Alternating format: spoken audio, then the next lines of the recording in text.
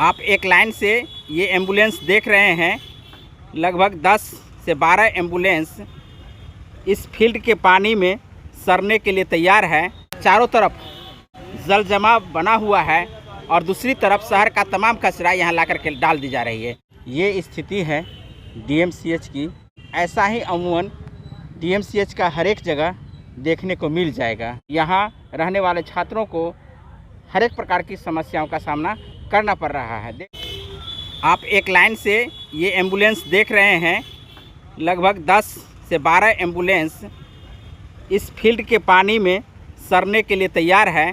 इसको क्यों उपयोग में नहीं ली जा रही है, इसका भी कारण जानना ज़रूरी है। और सबसे बेहतर इस बात की उपयोगिता जो वर्तमान में होनी चाहिए, जहां कोविड का समय है, ऐसे में एम्बुलेंस को इस पानी में सड़ने के लिए छोड़ दिया गया है। तो कहीं न कहीं यह उदासीनता और लापरवाही सरकार और प्रशासन को घेरे में डाल रही है। चारों तरफ पानी भरने के कारण जल जमाव बना हुआ है और दूसरी तरफ शहर का तमाम कचरा यहाँ ला कर के डाल दी जा रही है। तो ये दोनों तरह का जो सम्मिश्रण यहाँ देखने को मिल रहा है और इसी से आप अंदाज़ा लगा सकते हैं कि Darbhanga medical college and hospital की वास्तविक स्थिति क्या है। और अमूमन इसी तरह का हर एक जगह आपको जल जमाव और कचरों का अंबार लगा दिख जाएगा।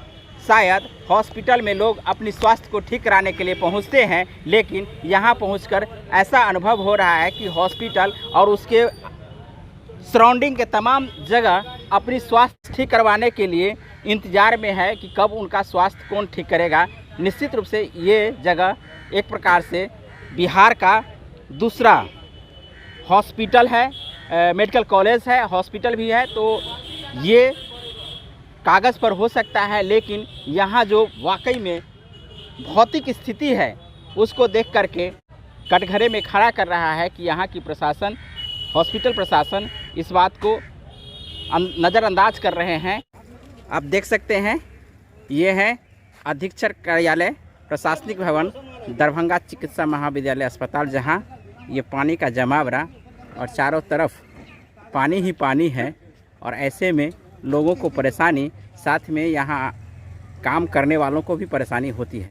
हम आपको Darbhanga medical college and hospital से सीधा दिखा रहे हैं यहाँ की भौतिक स्थिति। वाकई में आप इस बात को देख रहे हैं तो निश्चित रूप से कमेंट करके हमारे इस वीडियो के संदर्भ में बताइए कि यहाँ की प्रशासनिक व्यवस्था किस प्रकार के है। दूसरी बात, यहाँ जो गंदगी और जल जमाव का अंबार है, इन तमाम बातों को लेकर के आपकी क्या राय है, हमें कमेंट सेक्शन में जाकर कमेंट जरूर करें। साथ में इसे क्या करना चाहिए ताकि यहाँ का जो ये गंदगी है, ये जल जमाव है, कैसे निवारण हो सके। बहुत बहुत धन्यवाद। हमारे चैनल को आप लोग अब तक सब्सक्राइब नहीं किए तो सब्सक्राइब कर लीजिए। मिथिला दस्तक पेज पर आप इस वीडियो को देख रहे हैं तो लाइक कीजिए, फॉलो कीजिए। बहुत बहुत धन्यवाद। जय हिंद, जय भारत, जय मिथिला।